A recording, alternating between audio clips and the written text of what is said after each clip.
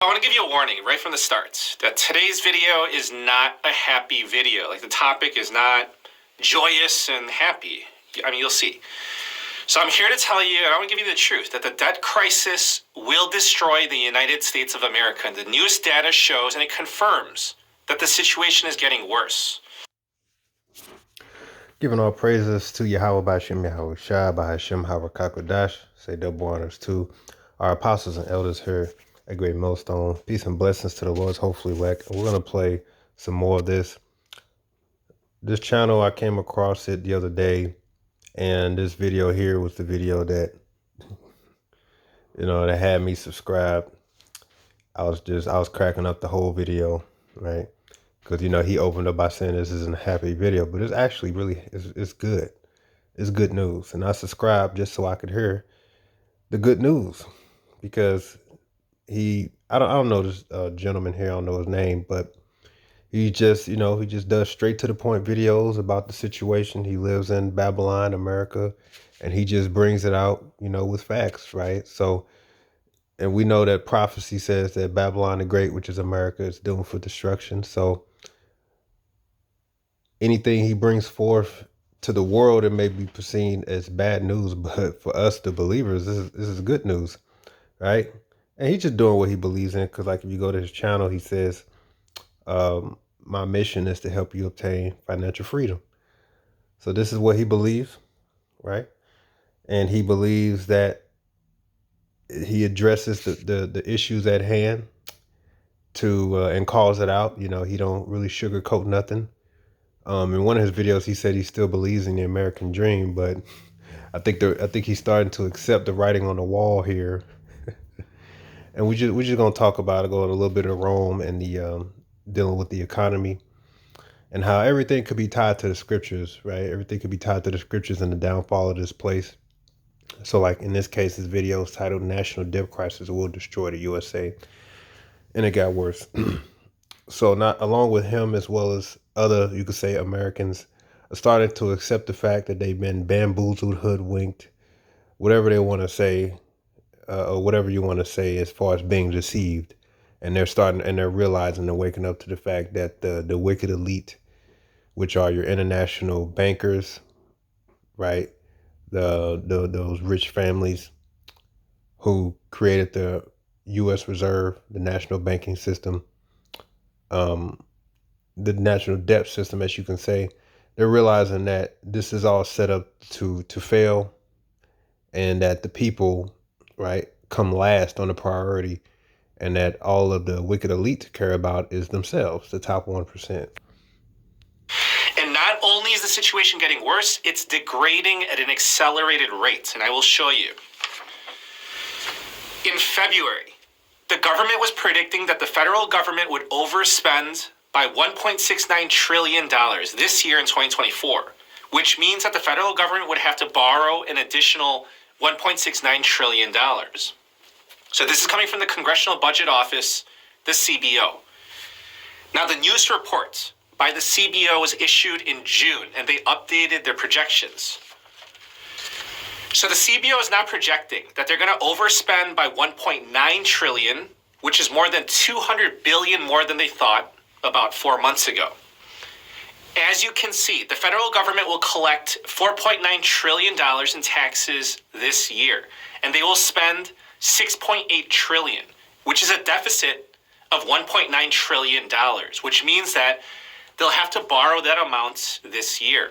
The CBO says that one of the largest reasons for the change in their estimates is because of the taxpayer money that we need to give to Ukraine, Israel, and countries in the Indo-Pacific. Additionally, more money needs to be spent than originally thought for $70 billion of taxpayer money to the banking sector for the FDIC to rescue failing banks. So in other words, our taxpayer money to bail out the banks again. And over $100 billion more than expected for targeted student loan forgiveness.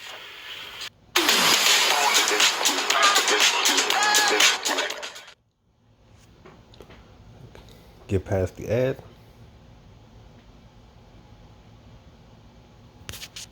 Loan forgiveness. So listen, if the government is going to tax us more, then we should at least, at a bare minimum, receive more services or goods in exchange. But that's not happening because our taxpayer money is going to other countries, it's going to the banks, and it's going to pay for other people's student loans. Which is still going to the banks. So your tax dollars, their priority number one is first and foremost the state of Israel, because this country is ran by Amalekites.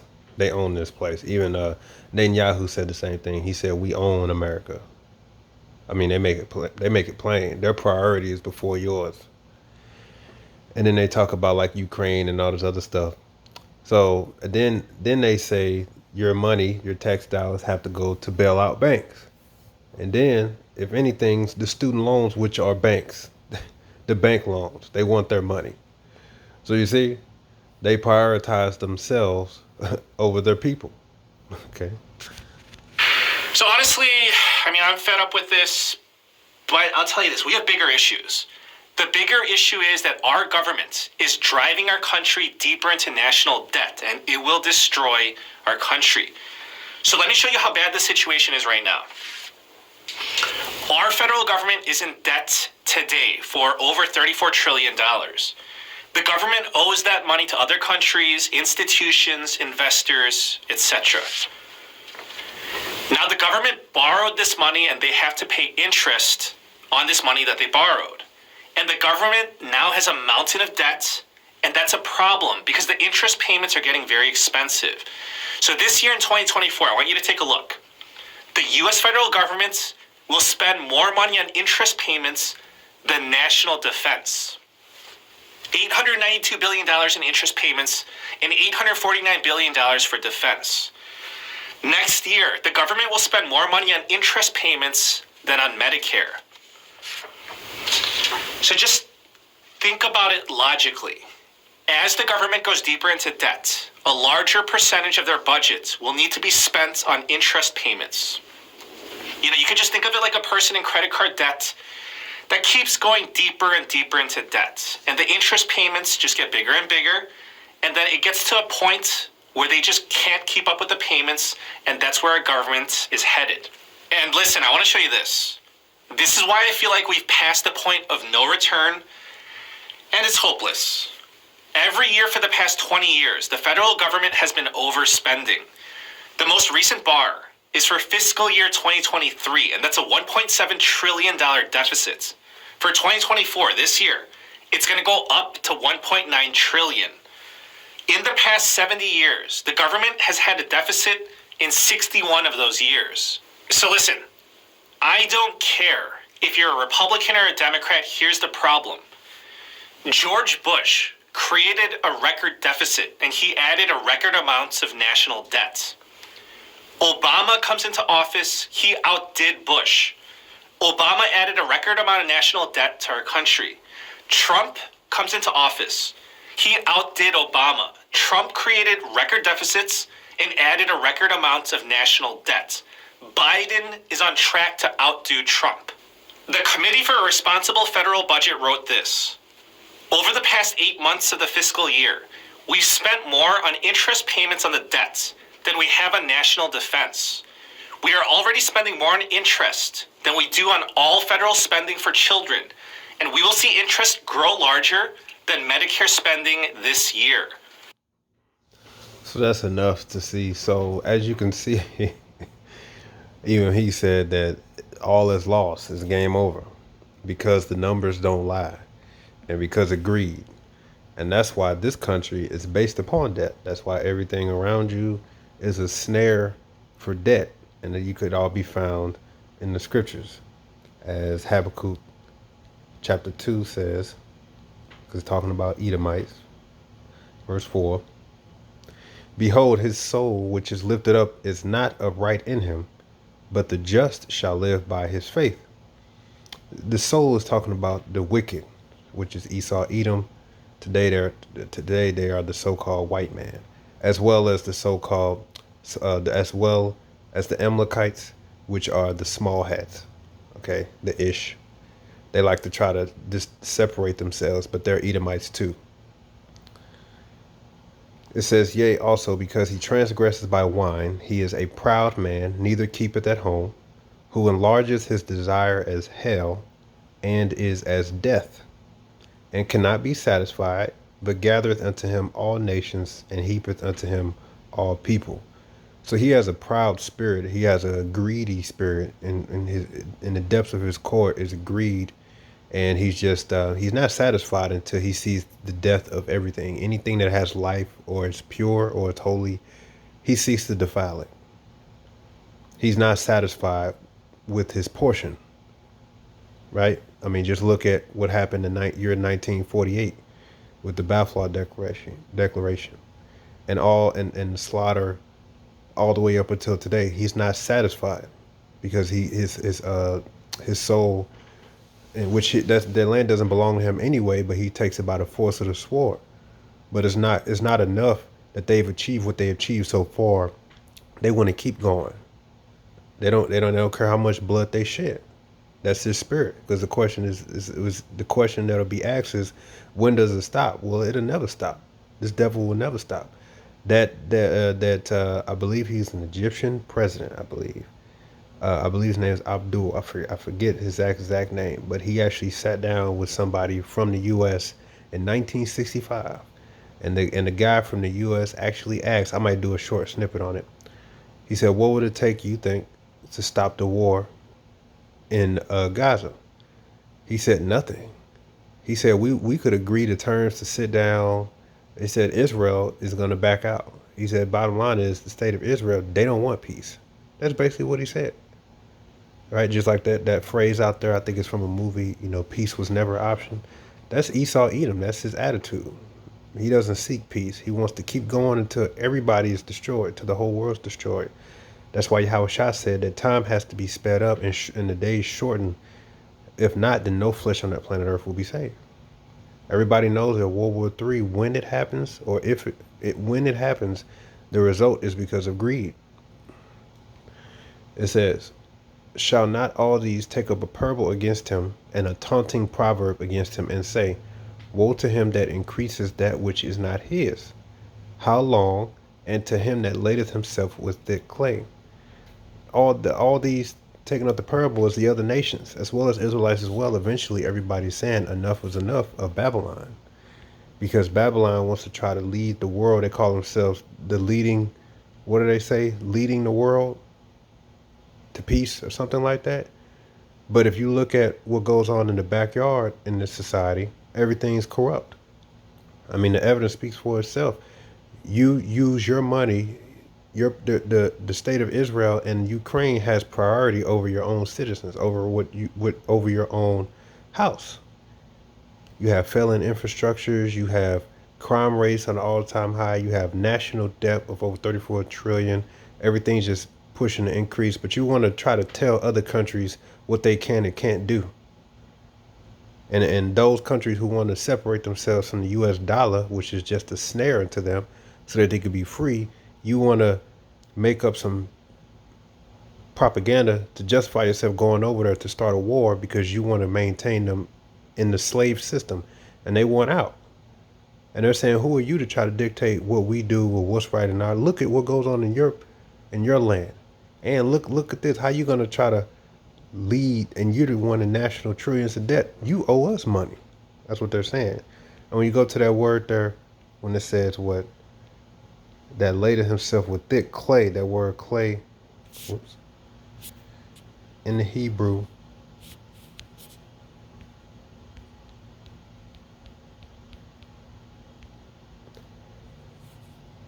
Yabat Ta Yatat, it's like Yabat Tayat, which means heavy debts or weight of pledges. Heavy debts. Pledges is something you promise to pay back. Heavy debts. That's talking about America, Babylon the Great. Okay, that's why the society is based upon debt, and they really don't want anybody to be economically free, because the more and more that they have the people in debt, then if you in debt, then you're gonna show up to work, and you're gonna be a good worker because you need to pay off them debts. They don't want you to be free. That's why everything around you is a snare to keep you what? In debt. That's what it's all about. The society is based upon debt. And it's going to fall. As he said, it's eventually is going to collapse. Okay? Oh, the book of Daniel chapter 2. Now this is the vision that Daniel saw, the statue, right, where the head and the chest were of gold. Or I'm sorry, the head was gold, chest of how'd it go? Was it brass?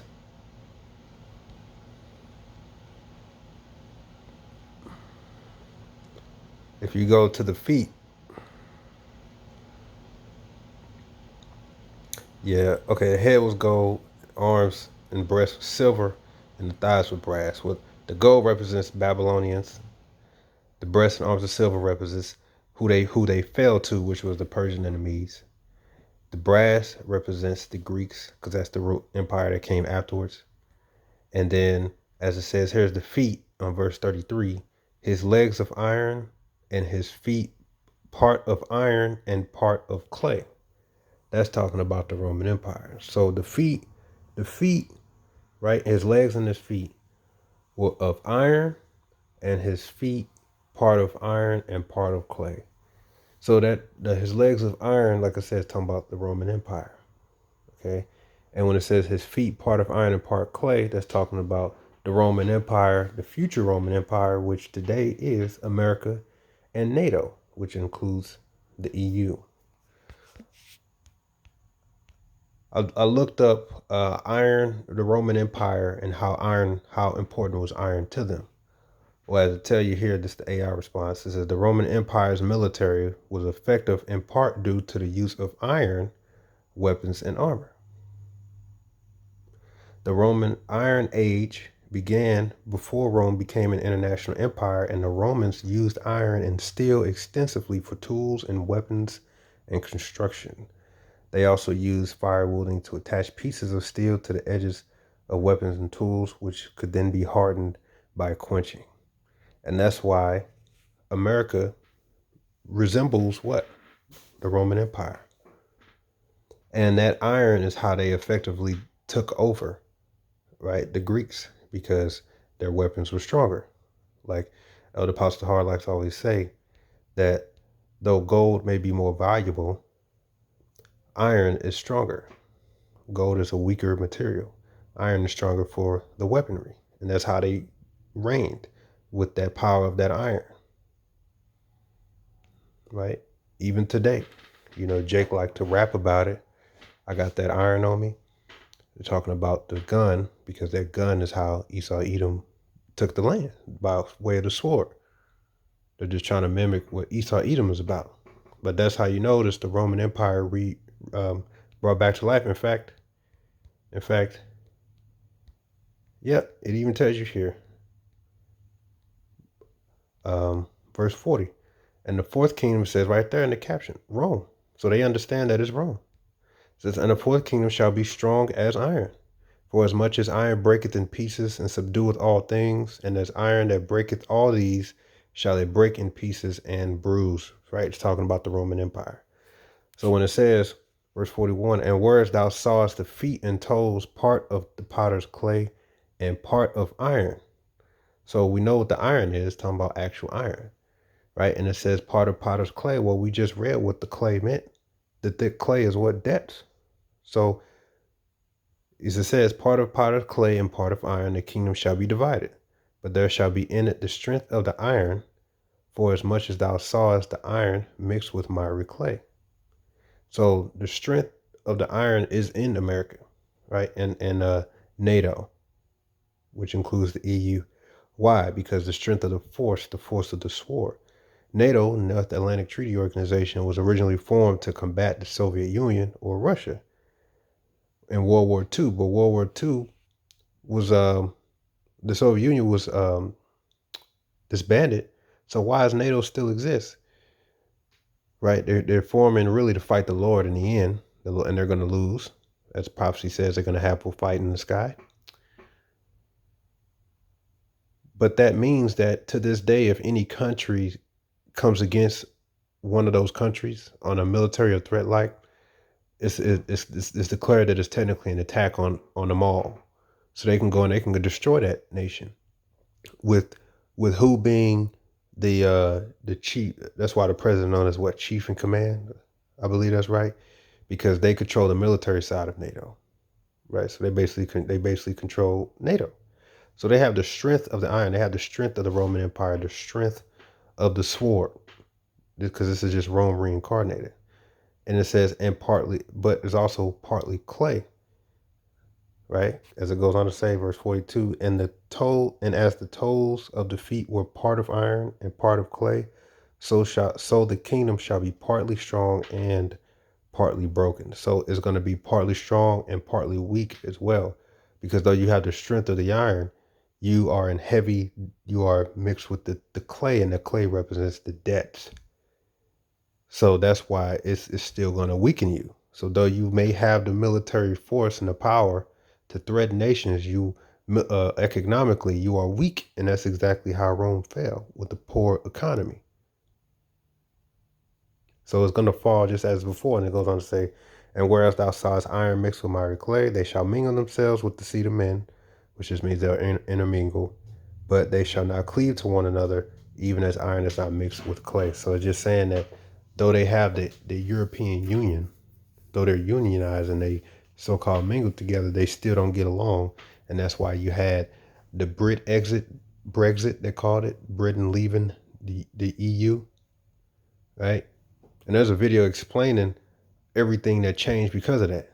But they just go to show you that even though they were considered in union and they're really all the same people, they don't get along. And part of their reasoning was economic purposes. So the Britain said, look, we out of this. We out. You see? It's all prophetic. The bottom line is America, right, is that land laden with thick clay. And Yahweh Shem Yahushai is prophesied against this place because of his wickedness, primarily of what he did to the Lord's chosen people, which are the Israelites, which are the so-called Negroes, Latinos, and Native Americans. You put us in slavery and oppression. You robbed us of our land and our heritage. And to this day, you have not rewarded us back that which is ours. And you still oppress us to this day. And as well as your unjust dealings with the world. Okay, you've brought the world to basically destruction. The Lord has to come and actually save the world itself from you. So he prophesied that he's going to take this place apart piece by piece. He's against you and your economy, which was established off upon greed anyway. That's why the Lord says, is there no more wise men in Teman? Teman are the Edomites, and those represents the smartest of the Edomites, right? Which were the Germans. That's why German-made vehicles, right, tend to be some of the best and things like that. There's no wise men because them damn Amalekites, the Rothschilds, when they started the Federal Reserve and did away with the gold and tried to be the sole and have a monopoly over currency, they thought that they were going to be able to successfully have the whole world and the people, in slavery while they themselves rule and reign. But it's going to fail because just like Rome fell, you had two classes of people. You had the rich and the poor. There was no middle class. They eliminated that. And they failed because they thought that they needed the poor to keep the system going. And the poor said, enough's enough. F this. So then they started infighting, and then they got ran over, right? Because at the end of the day, you're banking on the poor to go to keep you rich.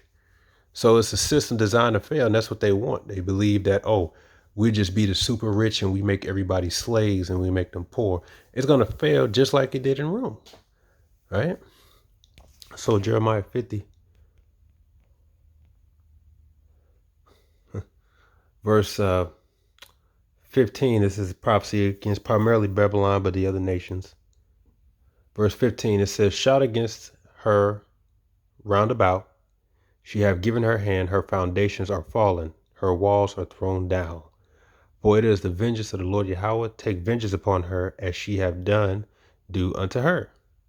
cut off the sower from Babylon, and him that handleth the sickle in the time of harvest. For fear of the oppressing sword, they shall turn every one to his people, and they shall flee every one to his own land. So the Lord is going to hit your economy. He said, cut off the sower and them that handle the sickle in the time of harvest, meaning you're everything's going to fail. The best of what you have is going to fail. Your economy is going to fail. And it said that the people shall turn to their own people. As you can read in verse 9, that's also prophetic. It says, for lo, I will raise and cause to come up against Babylon an assembly of great nations from the north country, which is talking about the Russians, and they shall set themselves in array against her, for from thence she shall be taken. Their arrows shall be of a mighty expert man, none shall return in vain. You know, I'm sorry.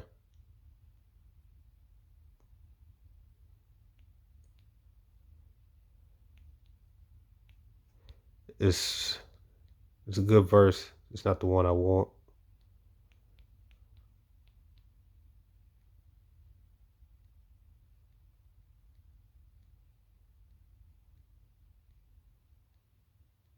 Okay.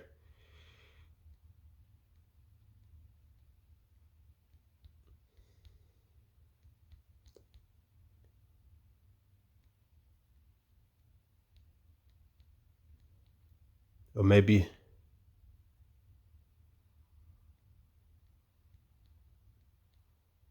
okay. It may be this. It's not what I want though. But if you go to Isaiah 13, it also, and I know it's prophesied as well in Jeremiah, I believe it's chapter 50. But Isaiah 13 and 14 says, and this shall be as a chased roe, talking about Babylon, and as a sheep that no man taketh up. They shall every man turn to his own people, and flee everyone into his own land. So the spirit of the people is to leave. That's why you have a thing now where they say the new American dream is to leave, which you could say they're telling the truth. They're realizing ain't nothing here. Okay, they just want to poison you. They just want you a slave. So the people who they don't even have the truth, but they just have the means, and they say, you know what, I'm out of here. Let's just leave this place. And that's a proverb against this place, and meaning that this place is no more the land of the delicate. As the scripture says, this place isn't no longer the place that people want to come. People only want to come here really to be wicked, but this isn't the place anymore for land of opportunity or whatever the case is. Hey, you had them guys from Venezuela. Were they from Venezuela? Well, you know, down there at the border, they let these people in, right? They raging. They saying, wait, why the heck did I want to come here? I thought this was the place to get your life together and get that American dream. They're realizing this is a bunch of BS. So people are starting to leave this place. This place is no longer the glory of the Chaldean. The scripture said the Lord will bring the glory of the Chaldeans low. Well, he said thy pomp shall come to the grave. Look up that word pomp. Is Isaiah 14.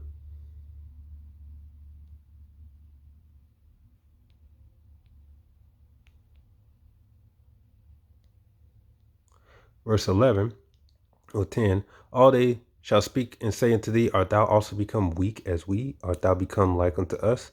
Thy pomp is brought low, thy pomp is brought down to the grave, and the noise of thy vows, the worm is spread under thee, and the worms cover thee. Let's go to that word pomp in the Hebrew, ga'awan, which means your exaltation, your pride, okay, your majesty, your glory is over with.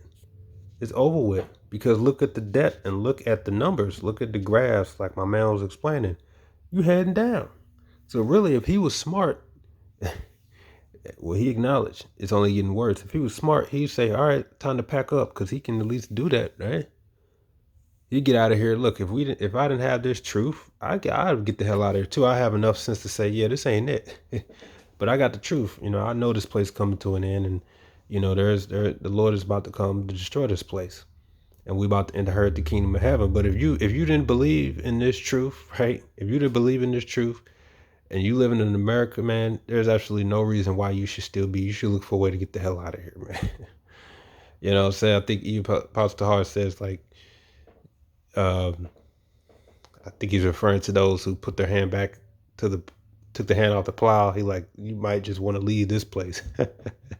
Right? Like he's like, I'm trying to help you. You want to leave this place. So that's actually a good thing. So all this news that's being brought forth about how it's looking bad, it's looking down, you know what I'm saying? This is all bad, and uh things aren't projected well. Uh read the comment board, you know. He's just giving it to you straight, right? Trillions in debt. They want to keep you in debt. Your money, your tax dollars, your money, the priority first goes to other countries before you. Then you got to bail out the banks. And then if anything, the student loan debt, which is banks, because they want their money.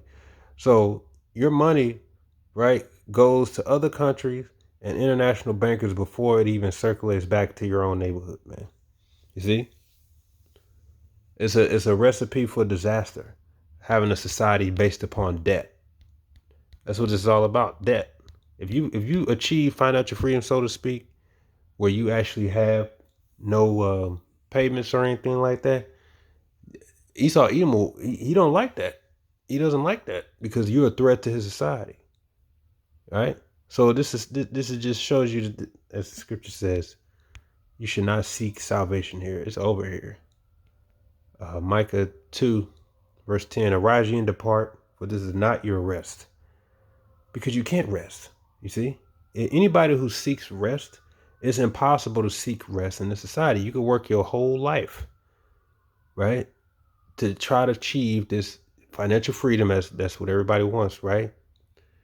But you live in a society that's engineered to prevent you from that happening, meaning you can never rest, right? It says, because it is polluted, it shall destroy you even with the sword destruction. It also made me think of the scripture here, you know, where the scriptures talk about how the Lord's going to hit this place, you know, economy. Ecclesiastes chapter 12.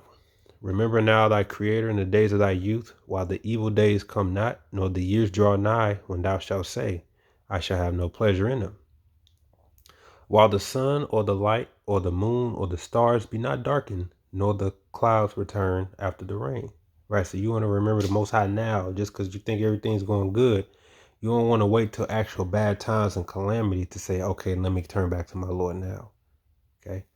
It says, in the day when the keepers of the house shall tremble, that represents the leadership, and the strong men shall bow themselves, right? Meaning they're going to concede, right? You could think today, as far as the people in the military and the DOD, the veterans, they're the most pissed off. If anything, they're the most pissed off. Okay. It says, and the grinders cease because they are few. The grinders represent your works, your workers. There's few works. There's less work, right? He said, what? Cut off the sword from Babylon and the reapers and the harvest. Everyone just dump this place and return to your own land. Turn away because it's over with. So the Lord is saying how this place is going to slowly turn into just a pit of hell. And people are just going to be crying out saying, what the hell is this?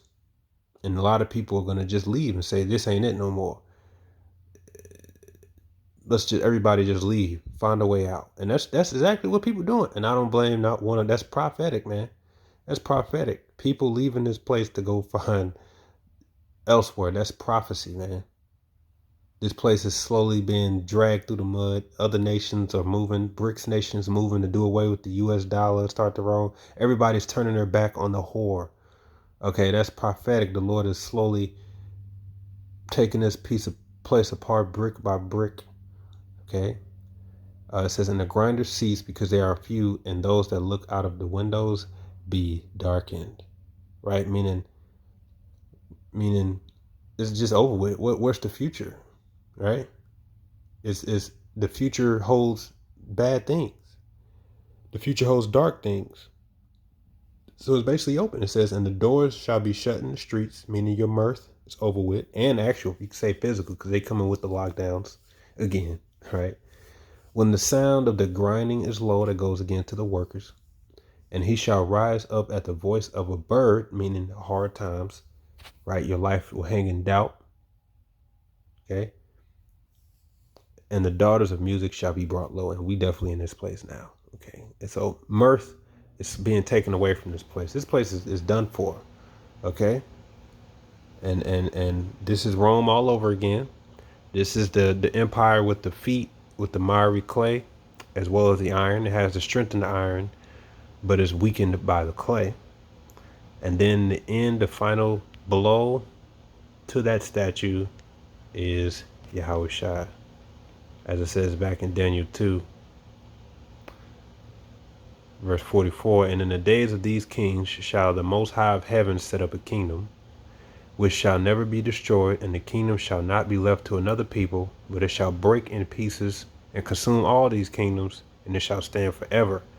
For as much as thou sawest the stone was cut out of the mountain without hands, and that it break in pieces the iron, the brass, the clay, the silver, and the gold, the great Most High have made known to the king what shall come to pass hereafter, and the dream is certain, and the interpretation thereof sure. So Yahweh Shai is that stone that's going to break and destroy the last kingdom, which is America, right, and NATO, which includes the EU, and then the kingdom will be given to the Israelites to run and govern the earth in righteousness.